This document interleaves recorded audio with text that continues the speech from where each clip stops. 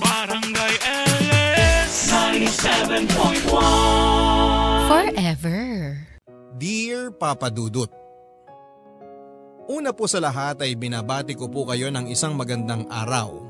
Gayon din sa lahat ng inyong mga listeners at ating mga kabarangay. Ako po si Daisy, 43 years old, housewife at may anak na 2. Isang 10 years old at isang 6 years old. At dahil isa po akong housewife, ay talagang araw-araw ko pong nasusubaybayan ang inyong programa. Lalo na po nitong mga nakaraang taon na pareho na pong pumapasok sa eskwelahan ang aking 2 anak. At naiiwan ako mag-isa sa bahay. Ang asawa ko naman pong si Jo Marie ay may-ari ng isang talyer. At kahit papaano naman po ay masasabi ko na sapat ang kinikita ng kanyang maliit na negosyo para tustusan ang pangangailangan naming pamilya. Pero sa totoo lang po Papa Dudut ay nami-miss ko rin ang magtrabaho. Bago po kasi ako naging full-time housewife ay isa akong medical technologist at ako pa nga po ang naging breadwinner sa aking nakababatang kapatid sa loob ng mahabang panahon. Matapos parehong pumanaw ang aming mga magulang dahil sa isang aksidente noong ako ay nasa kolehiyo. Ang sumunod po sa akin ay si Meryl, 40 years old at pamilyado na at nagmamanage ng isang maliit na tindahan. At ang bunso naman po namin ay si May, pamilyado na rin at isang direct seller ng isang cosmetic company. Mahal na mahal ko po ang aking pamilya, Papa Dudut. Ang aking mga kapatid. Lalo pa noong pumanaw na ang aming magulang. At kaming 3 na lamang ang naging magkakampi sa mundo. At masasabi ko rin po na napaka-close namin sa isa't isa. Na siya nga rin pong sigurong dahilan kung bakit naging masaya kaming 3 sa buhay single sa loob ng mahabang panahon. 30 anyos na po ako nang magkaroon ako ng una kong boyfriend. At etong mga kapatid ko ay parang leader din talaga nila ako. Dahil matapos kong magka-boyfriend ay nag-boyfriend na rin po sila. At pareho na rin silang nasa mid to late 20s nang magkaroon ng boyfriend.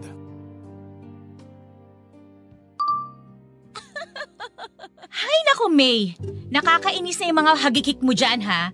Baka mamaya hindi namin alam sinagot mo na yang si Leonard ha. Hoy, hindi pa no. 2 months ko palang kilala tong tao. At saka sa totoo lang, kahit naman gustong gusto ko nang sagutin hindi ko magawa dahil inaalala ko si ate. Oh, bakit naman ako nasali sa usapan? Hay nako, kasi nga mapamahiin ka diba? Na kapag naunang magkaroon ng boyfriend o asawa yung mga nakababatang kapatid kesa sa panganay, ibig sabihin tatandang dalaga yung panganay. Sa pag-aasawa lang naman ata yon. Bakit? Huwag mo sabihin sa amin na balak mo nang asawahin yung Leonard na yan, ha? Ate, ang cute niya kasi. Baka hindi na ako makakuha ng ganun kagwapo. Gusto ko maging artistahin din yung mga magiging anak namin. Sus! Paano kung lahat magmana sa'yo? Di bokya! He! Wisit ka talaga. Oy, pero ate, may punto tong si May Maski ako, nahihirapan na tuloy akong pumili ng lalaking lalandigin ko dahil baka maunahan din kita. Ang tanong, kung lalandiin mo, papatulan ka ba? Ay, tumigil ka nga! Bunso ka lang Ay nako, ang tataas pa ng energy nyo? Parang wala kayong mga pasok sa trabaho bukas Pero hindi nga ate, yung si Remar, parang okay naman Pwede na rin. Pero parang mukhang boring naman si Remar ate. Okay lang yun, pagpapracticean lang naman ni Ate Daisy Uy, grabe! Hindi ako ganun Ay sus! Yung mga ganyang tingin, parang may lihim na pagtingin. Huli ka ate! Hindi, Fred ko lang yon no? So binasted mo na? Di ba? Ayun naman pala Ate, sagutin mo na si Remar. Ano ba bang inaalala mo? Pareho naman kami nagtatrabaho ni May. 30 anyos ka na. Tapos, mahal mo naman si Remar. Di go! Alam ko na. Uy, anong gagawin mo sa cellphone ko? Hi, Remar. Gusto ko lang sabihin sa'yo na... Uy! May, akin na yan. Kaya yung gagawin mo. Dali, baby! Hagis mo sa akin! Akin na! Hoy! Isa ka pa ha? Dali, ate, saluhin mo! Akin na yan! Mga pasaway kayo!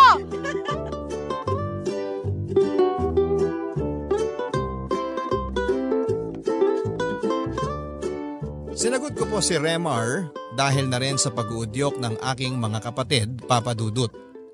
Siya po ang naging first boyfriend ko. Ngunit sa kasamaang palad ay naghiwalay din po kami matapos lamang ng ilang buwan dahil nahuli ko siya na nambababae. Dito ko nga po naisip na mukhang totoo nga po siguro yung sinasabi nila na yung mga tahimik at mukhang mababait daw ay nasa loob ang kulo. At dahil nga sa unang boyfriend ay sobrang naapektuhan po ako sa panloloko ni Remar. Lahat po ng insecurities ay inabot ko na. Pangit ba ako? Saan ako nagkulang? Minahal niya ba talaga ako? Pero mabuti na nga lang po at naroon ang aking dalawang kapatid. At kahit na papaano ay meron akong naging karamay sa aking pinagdaraanan. Kaya naging madali na rin sa akin ang makabangon mula sa depresyon na sinapit ko kay Remar. Pero siguro nga po ay natroma ako kay Remar, Papa Dudut. Dahil matagal-tagal din bago ako nagkaroon ng boyfriend. Meron naman po mga nanligaw sa akin pagkatapos niya. Pero naging mahirap na po sa akin ang magtiwala. Pero mga 1.5 taon mula nang magkahiwalay kami ni Remar ay muli po akong umibig. At eto na nga po si Jo Marie, ang aking naging asawa. Bukod po sa may itsura si Jo Marie kumpara sa lahat ng mga nanligaw sa akin ay nagustuhan ko po siguro sa kanya ay talagang magkaiba sila ni Remar. Sa unang tingin po kasi ay mukha pang bad boy si Jo Marie. Tahimik, hindi masyadong nakikihalubilo at may pagkaprangka. Pero pag kaming dalawa lang po ay sweet naman siya sa akin at mabait. Kaya naman hindi ko rin po masyadong masisi ang mga kapatid ko kung hindi nila ito masyadong gusto noong nakilala nila ito.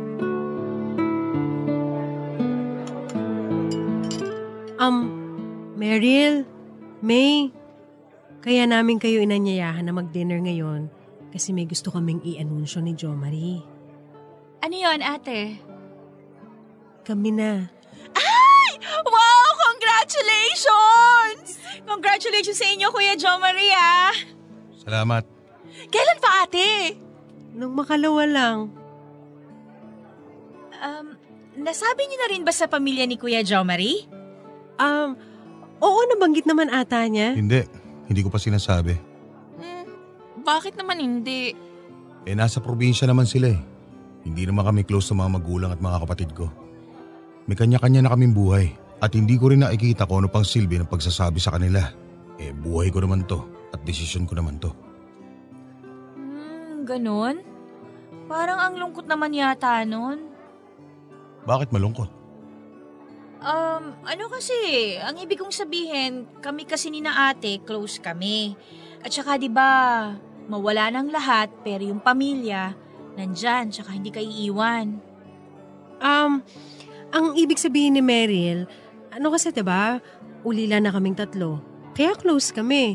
Kumbaga, kaming 3 na lang yung pamilya talaga. Oo, alam ko naman yun. Hindi mo naman kailangan ipaliwanag.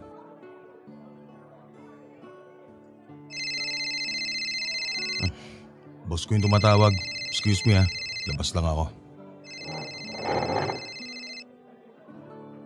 Ate, medyo nakakainis yung boyfriend mo Oo nga ate, ang nega. Kasi naman kayo, bakit nyo pa kailangan itanong yun? Napaka-awkward. Aba mali ko naman na ganun sila nung pamilya niya. Wala naman akong ibig sabihin dun sa tanong ko Oo nga ate. At saka, parang okay lang naman dun sa boyfriend mo. Ikaw lang defensive. Ako? Defensive? Hindi kaya. Ang akin lang naman, unang beses nyo nakasama yung tao ng matagal-tagal at hindi lang hi hello. Ayoko lang na matrauma yung tao. Ewan ko. Pero yun na nga yun ate. Unang beses na nakasama at nakausap namin yung Jo Marie na yan, ang bigat pa. Anong gusto niyo mangyari? Wala. Sinasabi ko lang. Ay nako, nililigawan pa lang ako ni Jo Marie. Ramdam ko na hindi na kayo masyadong boto sa kanya. Hindi naman sa ganun, ate. Meron lang talagang mga tao na, alam mo yun, hindi mo ka-vibes. Pero syempre, dahil siya na ang pinili mo at boyfriend mo na siya, edi syempre, kami ni Ate Mary lang mag-a-adjust. Ayan na siya, pabalik na. Daisy, mukhang kailangan nating umalis na rin kaagad pagkatapos. May emergency si boss eh. Kailangan kong bumalik sa opisina.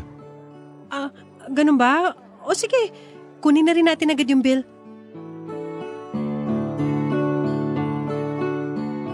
Sa madaling sabi ay hindi po talaga naging magkasundo ang aking mga kapatid at si Jo Marie Papadudut. Sa katunayan po ay hanggang sa posible ay hindi ko ipinagsasabay si Jo Marie at ang aking mga kapatid kapag may lakad. Ngunit sa tingin ko ay naging pabor din naman po ito sa kanila dahil ramdam ko na kapag isinama ko si Jo Marie sa mga reunion o lakad ng mga kamag-anak ay tipid makipag-usap at makisalamuha sa amin ang mga kapatid ko. At si Jo Marie din naman po ay hindi rin nagugustuhan na isinasama ko siya sa mga lakad namin ng mga kamag-anak ko. Kaya nang tumagal po ay talagang hiwalay na po ang mga lakad namin ng mga kapatid ko at mga lakad namin ni Jo Marie na naging medyo stressful po para sa akin dahil parang hinahati ko rin ang aking oras at ang aking pagkatao. Pero sa totoo lang po Papadudut ay kapag kasama ko ang mga kapatid ko ay pakaramdam ko na mas malaya at kampante ako sa mga kilos ko. Hindi ko po alam kung dahil lang sa habit at dahil sila na kasi ang aking comfort zone kaya mas totoo ako kapag sila ang kasama ko. Kapag si Jo Marie po kasi ang kasama at kadate ko ay ako naman ang parating nagpaparaya. Bukod pa dyan ay medyo pamarya Clara po kasi ako kapag si Jo Marie ang kasama ko. Samantalang kapag mga kapatid ko ang kasama ko ay pwede akong tumawa ng malakas at kumilos ng magaspang. Hindi naman po sa pinagbabawalan ako ni Jo Marie at kinokontrol ang pagkilos ko Papadudut. Pero sa tuwing nagpapakita po kasi ako ng kilos na magaslaw, ay tinitingnan niya ako na parang kahiya-hiya yung kinikilos ko. Kaya naman sinanay ko na lamang ang sarili ko na maging pinong kumilos kapag si Jo Marie ang kasama ko. Halos lahat po ng desisyon sa relasyon namin ni Jo Marie ay siya ang nasusunod. Mula sa restaurant na kakainan namin, sa sining panonoorin, sa oras at araw ng date namin ay halos siya lahat ang nasusunod. At sa mga pagkakataon na ako ang nasusunod ay pakiramdam kong humahanap talaga siya ng butas o dahilan para isumbat niya sa akin na nasayang ang oras at pera namin dahil sa maling desisyon ko. At pati na rin po sa paggamit ng proteksyon ay si Jo Marie pa rin ang nasusunod. Para maiwasan na mabuntis ako ng hindi planado ay noong una'y sinasabihan ko si Jo Marie na gumamit kami ng proteksyon. Pero ayaw niya. At ang isinusumbat pa niya sa akin ay wala daw ba akong tiwala sa kanya na malinis siya at walang sakit kaya gusto ko ng proteksyon. At kahit nasabihin ko pa sa kanya na hindi naman yun ang issue ko. Kung hindi ay yung aksidenteng pagkakabuntis ay hindi niya ito pinakikinggan. Nagtatampo pa siya sa akin. Kaya pumapayag na rin po ako na hindi kami magproteksyon. At tulad nga po ng kinakatakutan ko ay nabuntis po ako, Papadudut.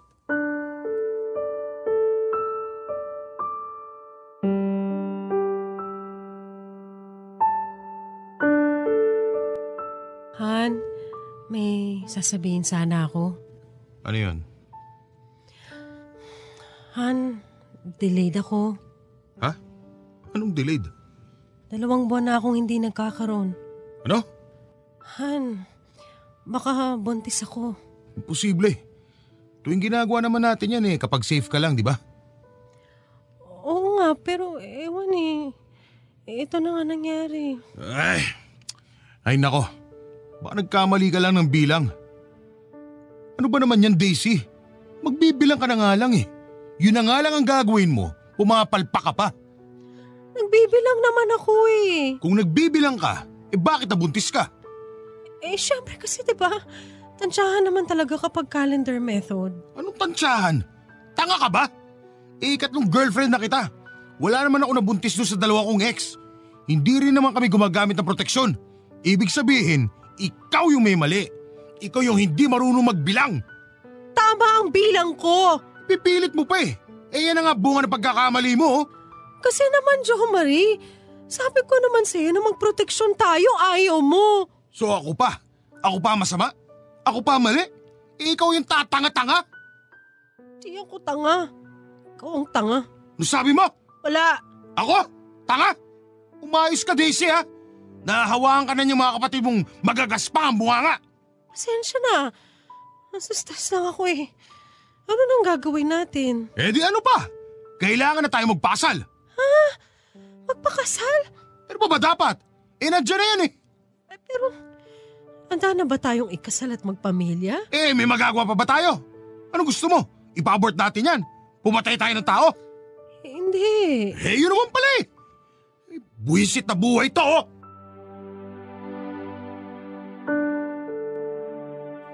Matapos ko pong mag-pregnancy test at mapatunayan namin ni Jo Marie na buntis ako, ay agad po naming plinano ang aming pagpapakasal. Mabuti na nga lang po dahil nang mga panahong yon ay nakaipon na rin po ako at kahit na papaano at si Jo Marie naman ay maayos naman ang kita sa kanyang pinagtatrabahuhan. Pero sa totoo lang po ay isa rin yon sa mga isinumbat sa akin ni Jo Marie Papadudut. Yung pinag-ipunan niya kasi ng matagal para sana magtayo ng sarili naming talyer at negosyo ay napunta na tuloy sa aming pagpapakasal at paghahanda sa pamilya. At dahil din sa aksidenteng pagkakabuntis ko ay hindi inaasahang gastos ay kinailangan tuloy ni Jo Marie na ipagpaliban muna ang kanyang pag-resign at pagtatayo ng sarili niyang negosyo. Pagdating naman po sa mga kapatid ko ay talagang dinamdam po nila ang aking pagkakabuntis at ang biglang pagpapakasal namin ni Jo Marie. Sa loob kasi ng mahigit isang dekada ay kaming tatlo lang ang palaging magkakasama at naging pamilya.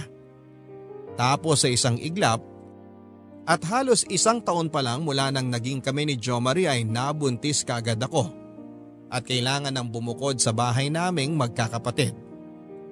At sa totoo lang Papadudot ay napakabigat din ang loob ko na iwan ang mga kapatid ko at magpakasal. Pero wala na nga akong nagawa. Isa namang kiss ulit dyan sa ating couple. Okay, matapos nating mapakinggan ang speech ng ating best man, pakinggan naman natin ang speech ng ating maid of honor.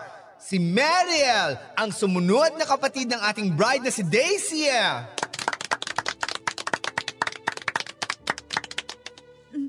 I'm sorry sobrang emotional lang talaga ako ngayon. Ay, ganun? Grabe namang iyak yan. Panglamay. Labag ata sa loob mo ang kasal na to, friend, ha? Si May na lang muna. Okay, sige, unahin na natin si May, ang bunsong kapatid ni Daisy, habang nagpapakalma tong si Mariel. Waiter, pagbuksan nyo na ng isang bote ng alak tong maid of honor natin. Dali Magandang gabi po sa inyong lahat. Hoy, ano ba yan? Mukhang iiyak na rin tong isang to. Hindi. Sige, kaya ko to. Pagpasensyahan nyo na po kaming dalawa ni Ate Meryl kung medyo emosyonal kami ngayong araw na to. Sa loob po kasi ng mahigit isang dekada, matapos pumanaw ng aming mga magulang, kaming tatlo ng magkakapatid ang nagdamayan at naging isang pamilya. Mula po nang namatay ang aming mga magulang, si ate na po ang tumayo na magulang namin ni Ate Meryl.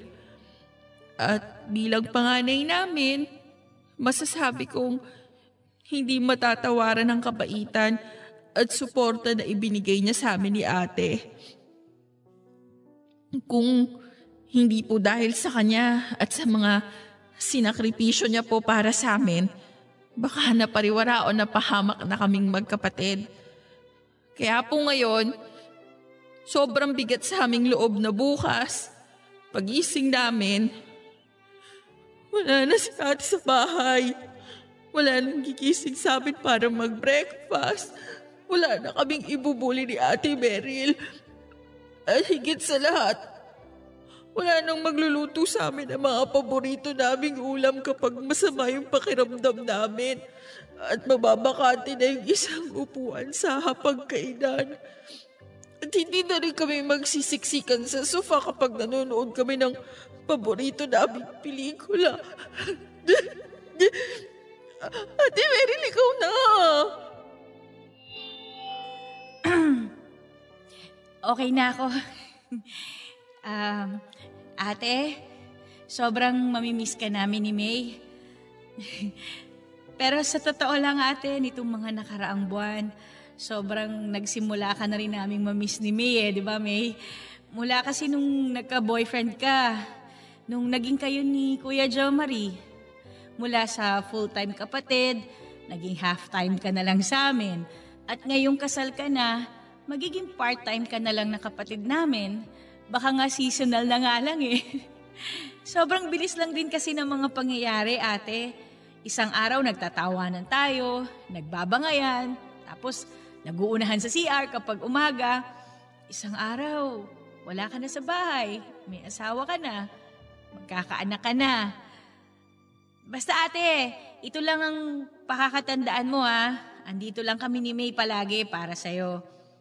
Maaring maging iba yung priority mo ngayon pero tandaan mo na sa amin, sa akin, ikaw ang pinaka-importante. Kayo ni May ang priority ko. Kuya Jo Marie, alagaan mo si ate ha, please. Sobrang matiisin niya, hindi lang niya nagsasabi pero minsan may dinaramdam na pala. Ganyan siya kamasakripisyo para sa amin. At alam kong ganun din siya sa'yo. Kaya sana alagaan mo siya. Huwag mo siyang sasaktan. Please, kuya. Okay. Maraming salamat, Meryl, May. Parang may pinaghuhugutan, ha? Jo Maria, narinig mo naman ang request ng kapatid ng ating bride. Ingatan mo raw ang ate nila, ha? Teka, seryoso na ang mukha ni groom? Syokot ako ah! Commercial break na nga tayo. Sana ba yung ating wedding singer? Hanggang dito ba naman, Daisy? Mag-aaganyan ang mga kapatid mo? Ha? May masama ba silang sinabi? Napakalit talaga ng utak mo. Pinapahiya na tayo, hindi mo pa alam. At saka ano ba naman yung host na kinuha mo? Napakabakya at bastos ang bunganga. Nakakaya sa mga ninong at ninang natin.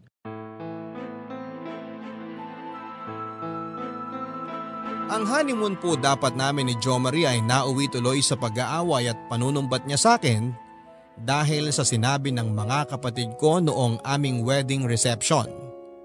Mga bagay na hindi nagustuhan ni Jo Marie.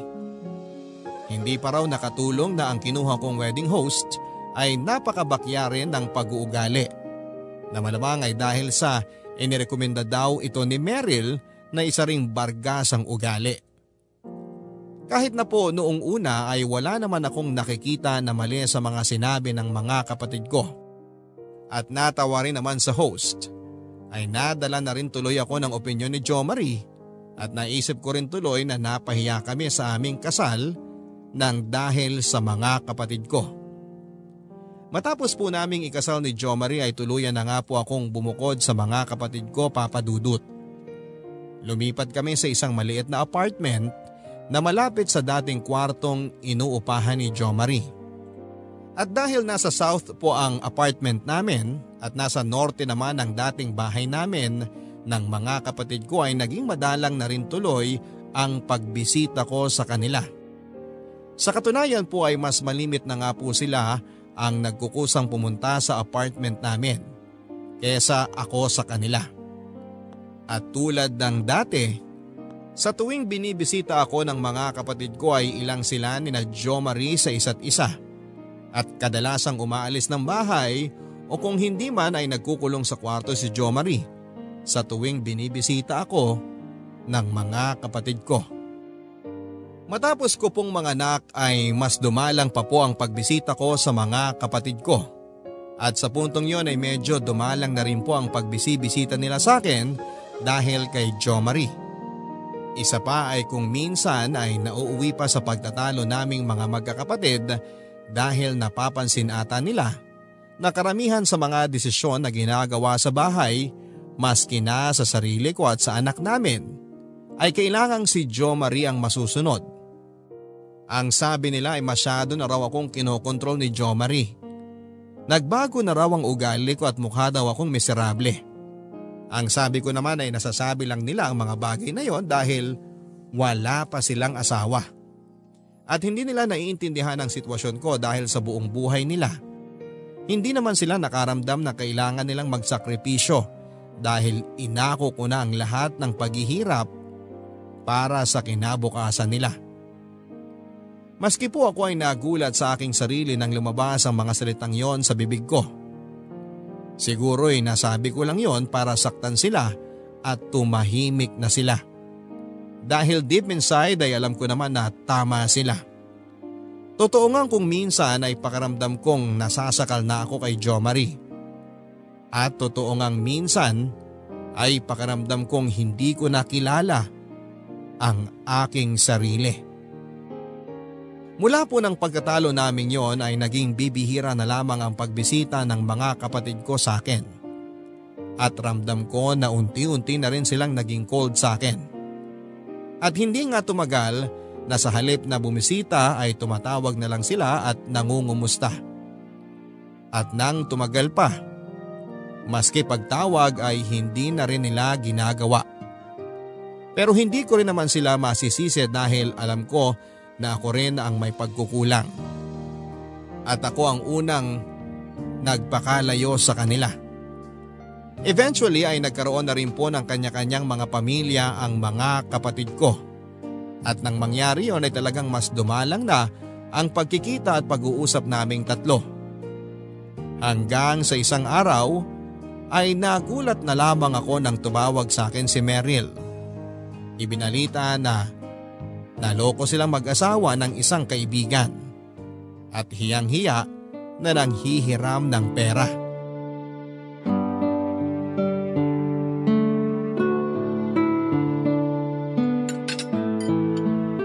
Han, alam mo kanina tumawag sa akin si Meryl. Minalas sila.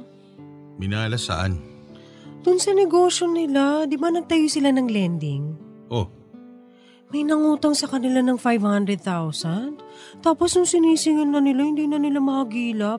Sila naman tiwala kasi dati nanghiram na yun ng 200,000 para sa negosyo. Nakabayad naman agad. Aktibo sa simbahan. Maayos kausap, mabait. Tapos nung 500k na, matapos magbayad ng unang hulog, nawala nang bigla. Nagtago na. yan ang napapala nila. Alam naman nilang bawal yung pinasok nilang 5656, ginawa pa nila. Nakuha nilang hinahanap nila.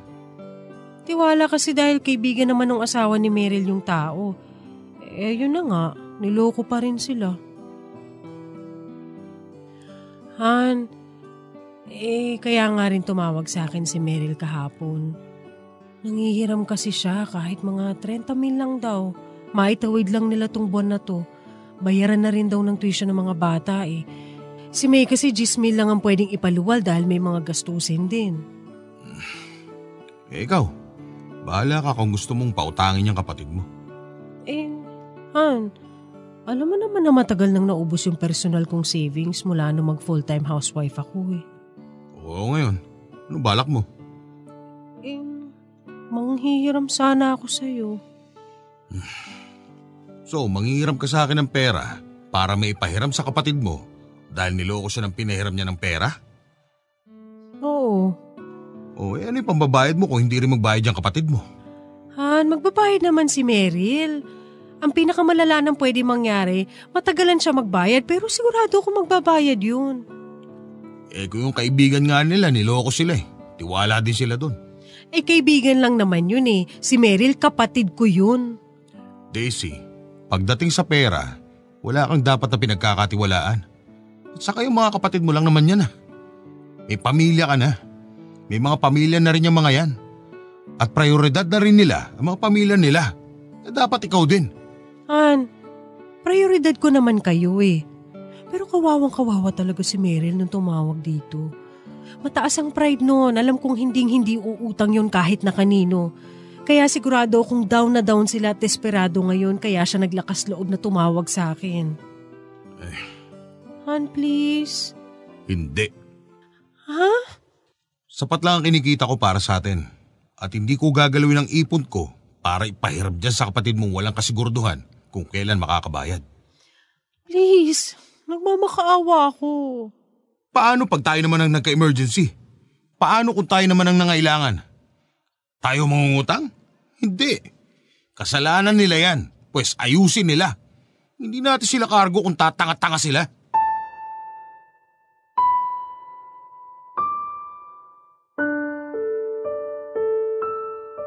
Dahil hindi po pumayag si Jo Marie at dahil wala rin naman po akong pagkukunan ng pera, ay hindi ko po pinautang si Meryl Papadudut.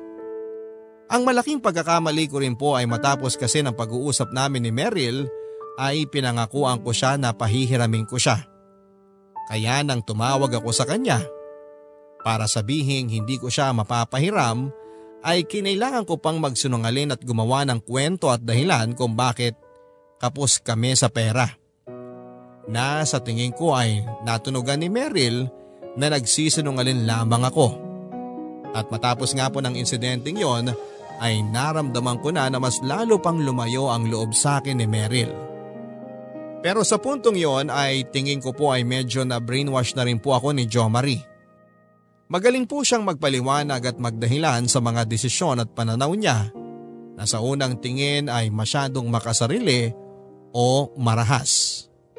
Oo nga naman at illegal kasi ang pautangang negosyo ni na Meryl. Oo nga naman at hindi namin kargo kung sakaling maranasan nila ang masamang epekto ng mga maling desisyon nila ng asawa niya. Sa sobrang galing na magpaliwanag at magdahilan ni Jo Marie, ay trinato ko sina Meryl at May na parang mga individual na mga tao na responsable sa lahat ng mga desisyon nila sa buhay. Maaring tama naman po si Jo Marie sa kanyang mga paniniwala at pagdadahilan sa buhay. Pero nakalimutan ko po ang isang mahalagang bagay kay Jo Marie. Si Jo Marie po ay isang tao na galit sa kanyang mga kapatid at walang pagpapahalaga sa kanyang pamilya. At sa kasamaang palad ay naimpluwensyahan niya ako sa mga bagay na ito. Nakalimutan ko na mababait na tao at mahal ko ang mga kapatid ko. Ngunit tila pinaglaruan po kami ng tadhana, Papadudut. Mga isang taon matapos nalagay sa pinansyal na krisis si Meryl, ay kami naman ni Jo Marie ang nalagay sa alanganin. Nagkadenggi po si Jo Marie at dahil si Jo Marie lang po ang breadwinner sa amin at kakapanganak ko lamang po sa aming ikalawang supling, ay talagang nalimas halos ang lahat ng savings namin. At dahil na rin po sa guilt na naramdaman ko nang hindi ko pinahiram si Meryl, ay hindi tuloy ako makalapit sa kanila para humingi ng tulong.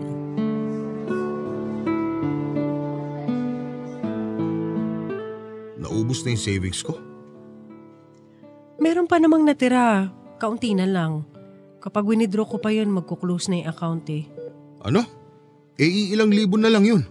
Pambihira naman. Yung TV sa bahay, isang lamon na nga lang muna. Sige na, huwag ka na ma-stress. Ako nang bahala sa babayaran. Ikaw ang bahala? Hindi ka naman marunong dumiskarte. Ay, mga kapatid mo. May! Meryl! Ate,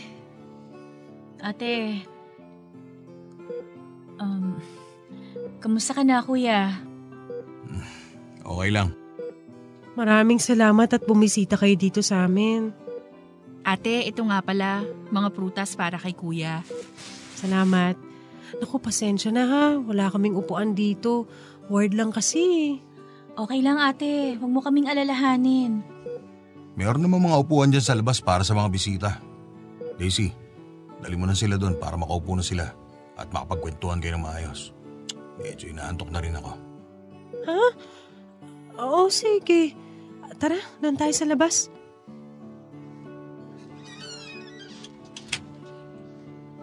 Ate, bakit hindi mo naman sinabi sa amin na na-dengue pala si Kuya Jomari? Hindi ko na naisip kasi syempre, may mga pamilya na kayo. Busy na kayo. Ate, ano ka ba? Parang hindi tayo magkakapatid ah. Syempre, pag may problema, damayan pa rin tayo. Salamat. Salamat sa pagpunta. Ate, hindi ko alam kung sobrang tagal lang ba natin na hindi nagkita. Pero parang ang payat mo na at nangangalumata ka. Okay ka pa ba? Yung mga pamangkin namin, kumusta? Oo. Stress nga ako nitong nakaraang mga linggo dahil na nga sa pagkakasakit ni Jomari. Okay naman yung mga bata. Nasa lola muna nila sila para mabantayan. Sa Laguna? Wala rin naman kasi magbabantay sa kanila dito eh. Halos dito na ako nakatira sa ospital nitong mga nakaraang 2 linggo. Hindi naman sila pwede dito sa ospital. Bakit hindi na lang kayo kumuha ng yaya na pansamantala? Naku, gastos pa yun eh. Ang laki na nga ng babayaran namin dito. Ito ate, konting tulong ko to sa inyo. Eto rin ate, sana makatulong. Thank you. Maraming salamat dito. Kung kulang pa ate, sabihin mo lang ha. Sobrang nahihiya ako sa inyo. Ate, sino pa bang magtutulungan kundi tayong 3 lang din?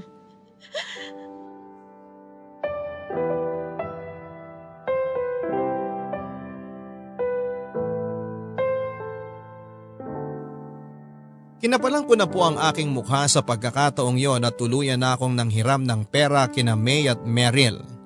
At agad naman po nila akong pinahiram. Walang tanong-tanong. At dahil sa kabutiang loob nila ay matiwasay ko pong nailabas sa ospital si Jomari at sumapat pa ang natirang pera para makarecover kami sa loob ng 1 buwan habang tuluyang nagpapalakas si Jomari sa bahay. Hindi po agad nalaman ni Jomari na pinahiram ako ng pera ng aking mga kapatid. Pagkabigay po kasi nila sa akin ng pera ay agad kong binayaran ang aming mga bills sa ospital. Masaya ko pong binalita kay Jomari ang pagpapautang sa amin ng mga kapatid ko. Pero nang malaman niya po yon, ay sumama ang kanyang mukha.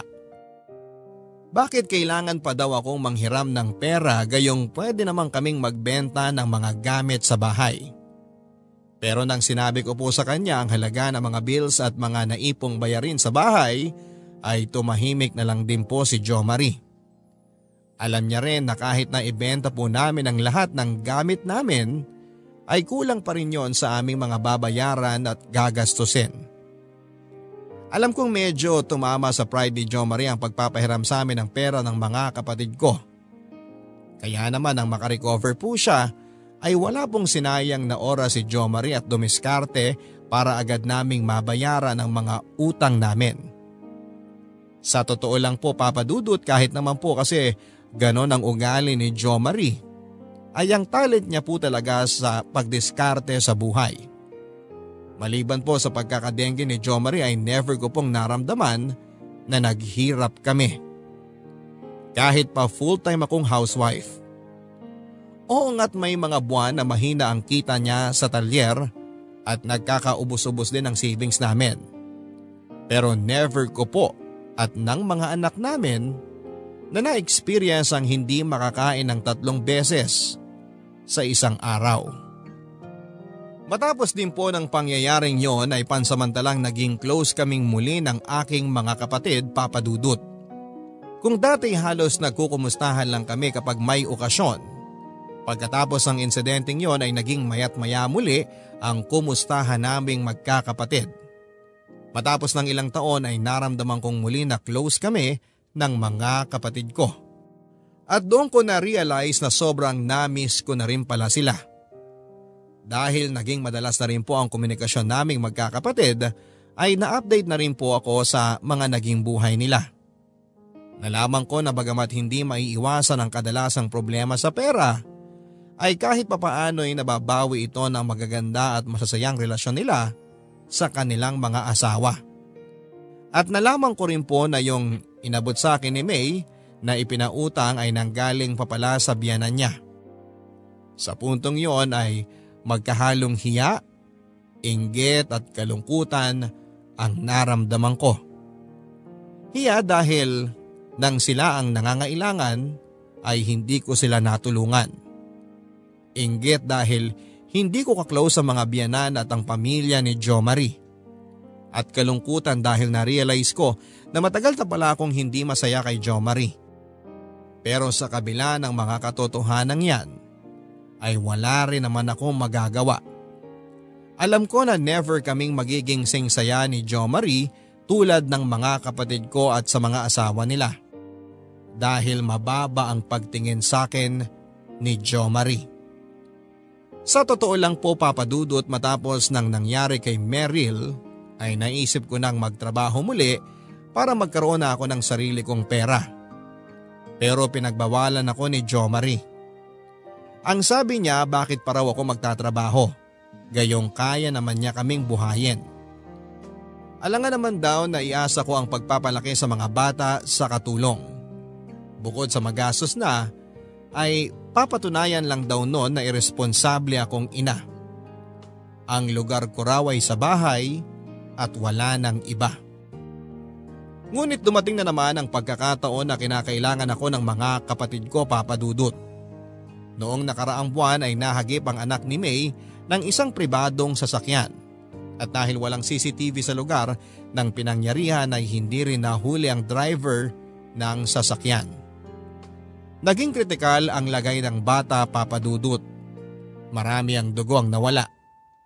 At dahil sa kasilanan ng naging kondisyon, ay namroblema muli sila sa bayarin sa ospital.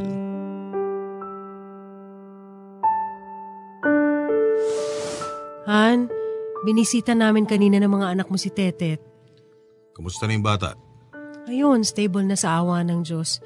Malaking himala din na walang masamang findings doon sa MRI niya. Di mabuti naman.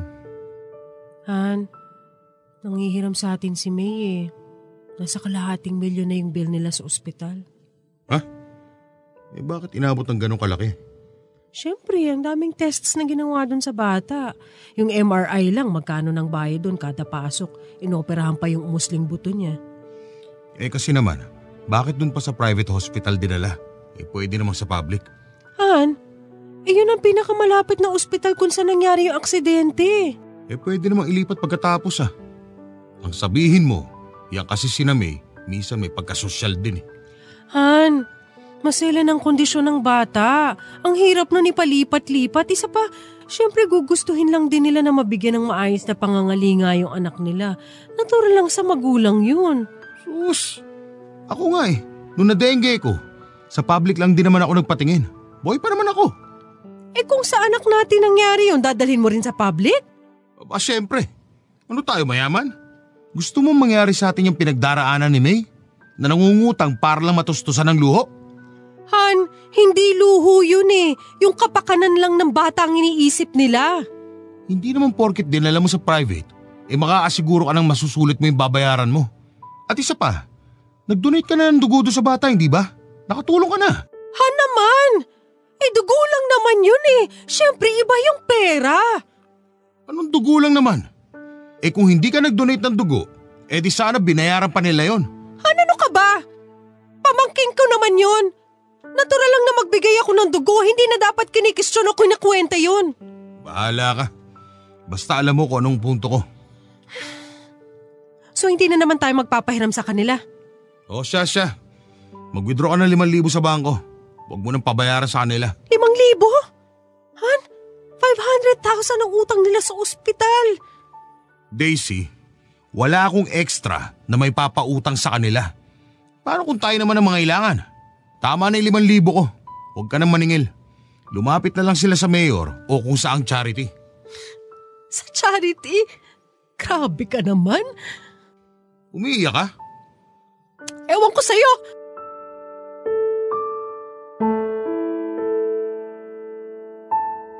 Hindi po natinag si Jo Marie Papadudut. Talagang hindi siya nagpautang kay May at talagang 5,000 lang ang nilabas niyang tulong para sa pamangking ko. Pero wala naman po akong magawa. Isang dekada na po akong kasal kay Jo Marie at nakasanayan ko nang sa kanya lamang ako umaasa. Isang dekada na po akong housewife at kung sakaling may mangyari kay Jo Marie o sa amin at kinakailangang ako naman ang magtrabaho, sa totoo lang po ay hindi ko alam kung makakakuha pa ako ng trabaho. At kung sakaling makahanap po ako ng trabaho ay hindi ko alam kung magagampanan ko pa yon ng tama at kakayaning pagsabayin ang pagiging ina sa mga anak ko. Bukod po dyan ay sobrang bigat po ng loob ko dahil alam kong aabot na sa 1,000,000 ang perang ipon ni Jo Marie. Dahil ako po ang nagmamanage ng bahay ay nasa akin ang passbook at ang ATM niya. Alam ko ang password niya. Alam ko ring hindi naman masyadong magiging kawalan sa amin kung sakasakaling pahiramin namin si May ng 100,000. Kahit pa nga 200,000 sa tingin ko ay kakayanin. Pero hindi po pumayag si Jo Marie Papadudut. At ano nga naman ba ang karapatan ko? Pera naman niya yon at asawa lang naman niya ako. Ngunit ang pinaka hindi ko po matanggap ay 2 linggo matapos makalabas ng ospital ng pamangking ko ay bigla na lang akong may nakitang nakaparadang bagong sasakyan sa tapat ng bahay namin, Papadudut. Bumili ng kotse si Jo Marie at nang tinignan ko ang account niya ay kumpirmado nga na nabawasan ito. Cash niya pa itong binili. At sa panlulumo ko ay nawala na rin ako ng lakas na kumprontahin siya. Hiyang-hiya po ako kay May. Sa Diyos, sa aking sarili. Ang inisip ko na lamang po ay hindi naman siguro malalaman ni May na bumili kami ng kotse. Pero sa pagbibiro ng tadhana ay gano'n na nga po ang nangyari.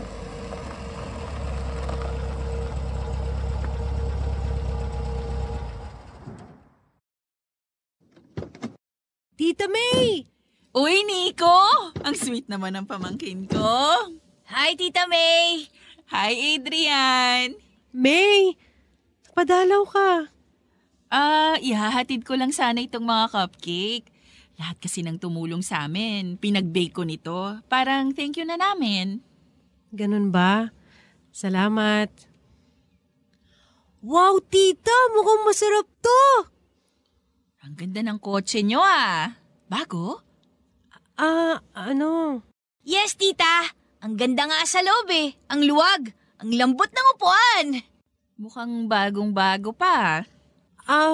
Wala yan. Hulugan pa yan. Hindi pa namin tapos bayaran. Hindi. Fully paid na yung sasakyan. Ha? Ganun ba?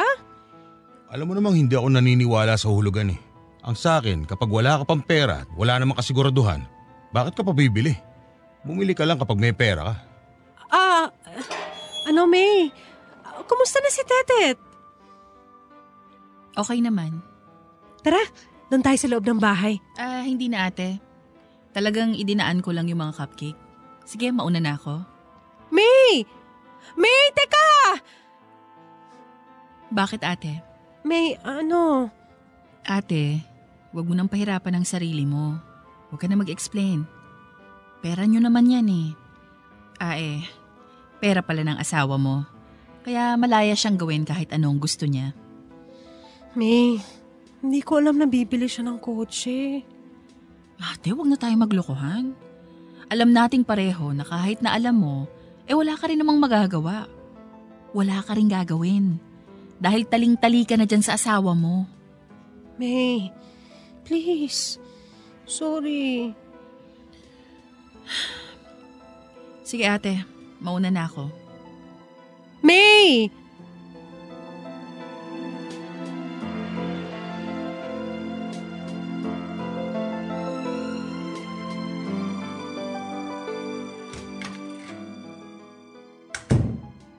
Boys, dun muna kayo sa kwarto nyo. Bakit ma? Basta, may pag-uusapan kami ng papa nyo. Okay po. Ano pag-uusapan natin? Han, bakit mo naman kailangan sabihin kay May na binayaran mo ng cash yung sasakyan? Ano? At bakit kailangan mo magsinungaling sa kanya? Sa totoo namang cash kong binili yun eh. Wala ka talagang pakialam. Tumigil ka nga. Ang OA mo ha. OA!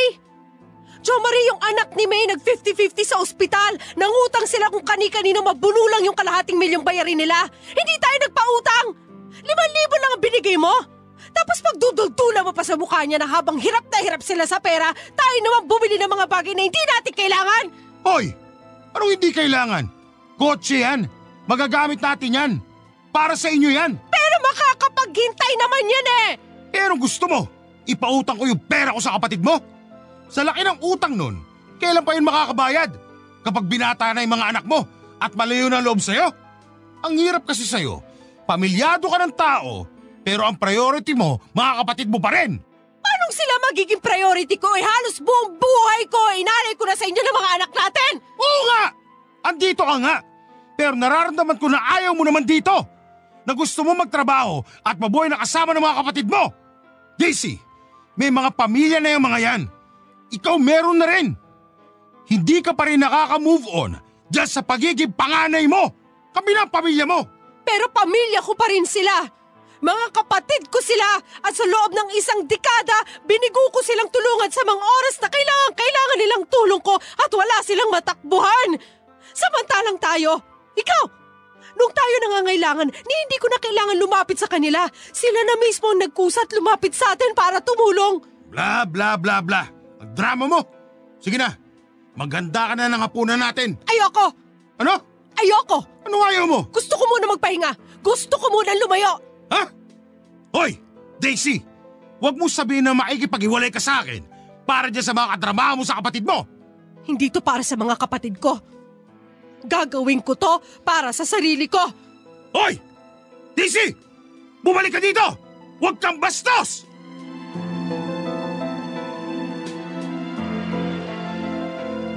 Nag-alsabalutan po ako sa bahay namin, Papa Dudut. Alam ko pong medyo mabilisan ang aking desisyon, pero sa puntong yon ay hindi ko na rin po napanlabanan ang damdamin ko.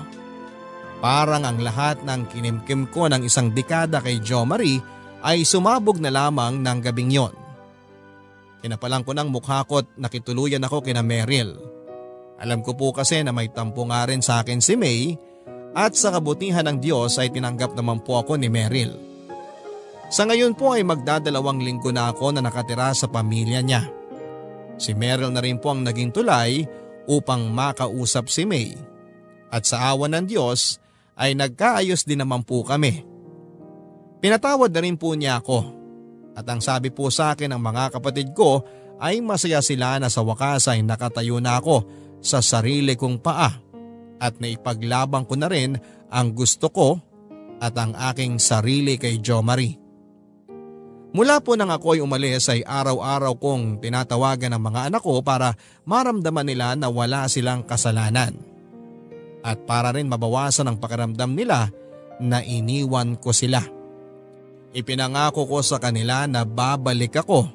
Kailangan ko lang magpagaling ng aking puso. Hindi ko pa rin po nakakausap si Jo Marie mula nang umalis ako sa bahay. At ayon po sa huling pag-uusap namin ng mga anak ko, ay pinagsabihan na rin daw sila ng papa nila na huwag na akong kausapin hanggat hindi ako bumabalik sa bahay.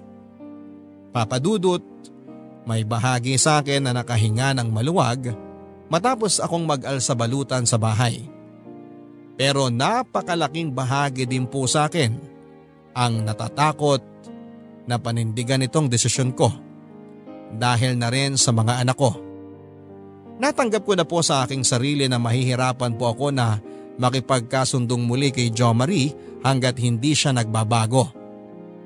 Pero sa pagkakakilala ko po kay Jo Marie ay alam kong malabo na itong lumambot sa akin. At makita nakapantay niya lamang ako na hindi lang ako asawa niya. Tao din ako na kailangan niyang irespeto.